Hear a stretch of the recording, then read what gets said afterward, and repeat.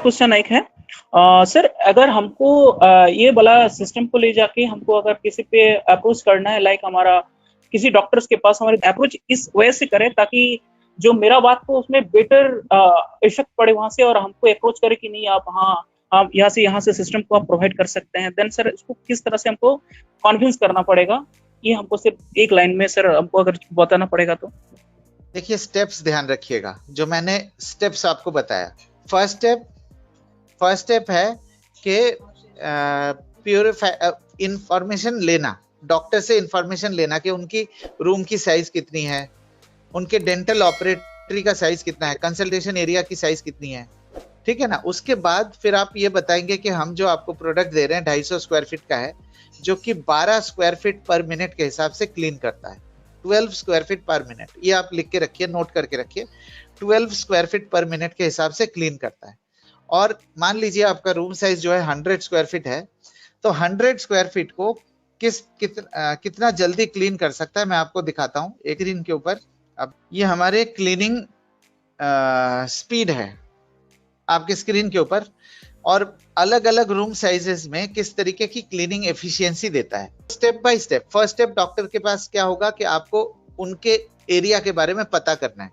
पहले आप प्रोडक्ट के बारे में नहीं बताएंगे, पहले उनसे पता करिए कि उनका ऑपरेटरी का साइज कितना है, फिर आप उनको बताएंगे कि हम अपने प्रोडक्ट को जो दे रहे हैं आपको इतने एफिशिएंसी में क्लीन करता है, ये हमारी क्लीनिंग एफिशिएंसी, ठीक है ना। फिर आप उनको बताएंगे कि हमारा जो फिल्टर है, फिल्ट्रेशन सिस्टम बेटर है।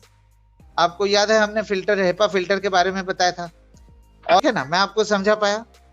धीरे धीरे मतलब ऑब्जेक्शन एक एक करके क्वेश्चंस को हैंडल करेंगे, डॉक्टर का जो क्वेश्चन आएगा वो आप हैंडल करेंगे। तो आप आज जो जो इंफॉर्मेशन मैंने आपको दिया है, डॉक्टर्स के किसी भी सवाल का आप जवाब दे पाएंगे। अगर आपने नोट कर लिया, आपसे मैं ये भी रिक्वेस्ट करूंगा कि एक बार और दोहरा लीजिए पूरे ट्रेनिंग को, तो आपको पता लग जाएगा कि स्टेप बाय स्टेप पहले need creation, objection handling, solution, फिर उसके बाद proof. Steps, first step need generation, understanding the need. Second step objection handling. Third step providing solution. Fourth step proving that sharp is the best, Vestige is the best. ये है 4 step आपको follow करना है। मैं समझा पाया? एक doubt है, जैसे कि कोविड-19 का जो बैक्टीरिया है जो भी ड्रॉपलेट्स में जाता है, जैसे कि हम लोग जानते हैं कि अगर इनहेल करते हैं या किसी भी तरीके से हमारे अंदर को जाता है तो we will be affected as corona या कोविड-19 अफेक्ट होता है। तो हेपा में या कार्बन फिल्टर में ऐसा क्या चीज है जो उसको न्यूट्रलाइज करता है या वहीं पे खाली रोक देता है, फिल्टर करके छोड़ देता है? क्योंकि उसको खत्म कैसे करता है, बैक्टीरिया और जो भी चीजें बाकी को कैसे न्यूट्रलाइज करता है या नेगेटिव में कन्वर्ट करता है? देखिए आपको हमने रेस्पिरेटरी ड्रॉपलेट्स के बारे में बताया था। हाँ, ये जो ड्रॉपलेट्स की साइज है, कोरोना वायरस का जो साइज है वो है 0.125 माइक्रोन। अब तो आपको माइक्रोन क्लियर है, 0.125 माइक्रोन कोरोना वायरस का साइज है। अब ये जो कोरोना वायरस अकेले हवा में नहीं घूमते, वो ड्रॉपलेट्स के साथ घूमते हैं। वो जब ड्रॉपलेट्स के साथ घूमते हैं तो उसकी जो साइज होती है 0.3 माइक्रोन से ज्यादा ही होता है। आपके स्क्रीन के ऊपर आप देख सकते हैं 0.3 माइक्रोन से ज्यादा ही होता है वो ड्रॉपलेट्स के साइज। तो वो ड्रॉपलेट्स जो है हेपा फिल्टर के अंदर ट्रैप हो जाएंगे कोरोना वायरस के साथ।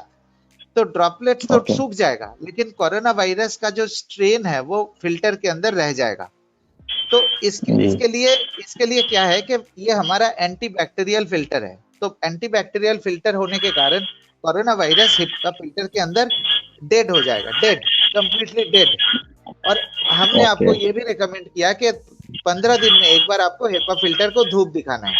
कोरोना वायरस और काफी सारे चीजों से आप बच सकते हैं, आप प्रिवेंशन कर सकते हैं। देखिए गारंटी तो नहीं है कि प्यूरिफायर इस्तेमाल करने से, किसी भी चीज की कोई गारंटी नहीं है, बट एटलीस्ट आप प्रिवेंशन कर सकते हैं, बचा सकते हैं। सवाल है सर, हम तो गेस्ट के साथ कन्वर्सेशन करते हैं तो हम क्या ऐसे कहेंगे कि वो एयर प्यूरिफायर जानने के लिए इंटरेस्ट करेंगे? हाँ, ऐसा कुछ है। वेरी गुड क्वेश्चन, ये इनफैक्ट बहुत बढ़िया क्वेश्चन है। आपके स्क्रीन के ऊपर देखिए अलग अलग कैटेगरीज के बारे में बताया था मैंने आपको कि किन कैटेगरीज को प्यूरिफायर से फायदा हो सकता है ना। आपके स्क्रीन के ऊपर देख पा रहे हैं आप? हाँ, देख पा रहे हैं। तो ये देखिए, मान लीजिए मैं आपको दो एग्जाम्पल देता हूँ, दो एग्जाम्पल, एक है एस्थमा के लिए और दूसरा है न्यूबॉर्न बेबीज के लिए। ठीक है, दो एग्जाम्पल देता हूँ कि इससे आपको पता लगेगा कि अप्रोच, शुरुआत कैसे करनी है। मान लीजिए सुशांतो जी जो है का रेफरेंस मुझे किसी से मिला है और मैं सुशांतो जी से बात करूंगा, ठीक है ना, और मुझे पता है कि उनके घर में कोई ऐसे हैं जिनके लिए सुशांतो जी जो है एस्थमा के मेडिसिन परचेज करते हैं। यह है सिचुएशन। अब इस सिचुएशन में मैं कैसे बातचीत शुरू करूंगा और मैं एयर प्योरीफायर के बारे में इंटरेस्ट कैसे जनरेट करूंगा। ठीक है, शुरू कर। गुड मॉर्निंग सर, मैं एक हेल्थ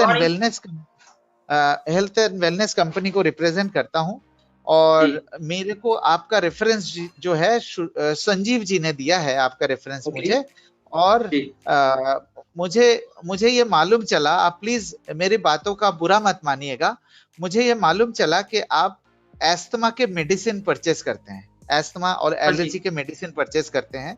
तो इफ यू डोंट माइंड, क्या आप ये अपने लिए परचेस करते हैं क्या आपके किसी फैमिली मेंबर्स के लिए? ये मेडिसिन जो है आप कितने साल से परचेस कर रहे हैं? जो भी लोग मेरी बात को सुन रहे हैं, प्लीज आप मेरे क्वेश्चंस को ध्यान दीजिएगा। मेडिसिन की फ्रीक्वेंसी बढ़ रही है? हाँ, धीरे धीरे बढ़ रहा है। अच्छा, मतलब मेडिसिन की फ्रीक्वेंसी बढ़ रही है और मेडिसिन का जो स्ट्रेंथ है, दवाई का जो डोज है वो भी बढ़ रहे हैं, ठीक है ना? सर मैं आपको ये बताना चाहता हूं सर, आप इफ यू डोंट माइंड, कि आपको तो मालूम ही होगा कि ये जो मेडिसिन हम लेते हैं, एलोपैथिक मेडिसिन, ये केमिकली प्रोसेस्ड होते हैं, इसमें इमीडिएट बेनिफिट तो मिलता है लेकिन इसके लॉन्ग टर्म साइड इफेक्ट्स होते हैं। हम लोग एक हेल्थ एंड वेलनेस कंपनी को रिप्रेजेंट करते हैं और हमारे पास कुछ प्रोडक्ट्स है।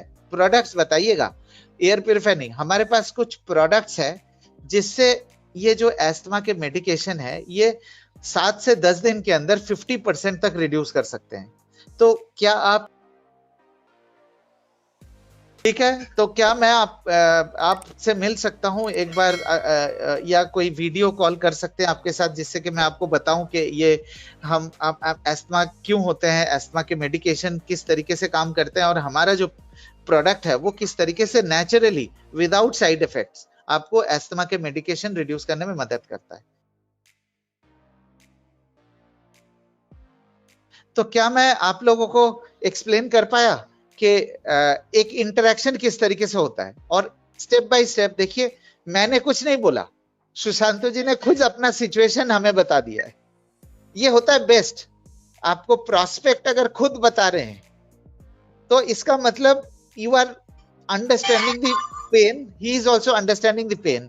फिर सोल्यूशन जो है बहुत ईजी हो जाता है देना, ठीक है?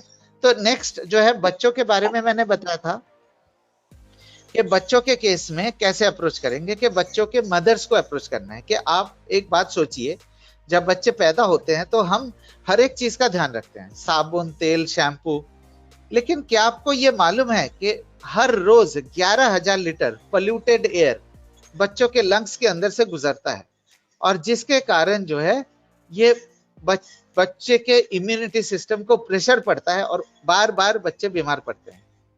तो क्या आप इसको इग्नोर करना चाहेंगे या मतलब आप कोई प्रिवेंशन लेना चाहेंगे? हमारे पास कुछ नेचुरल प्रिवेंशन है जो बच्चे के इम्यूनिटी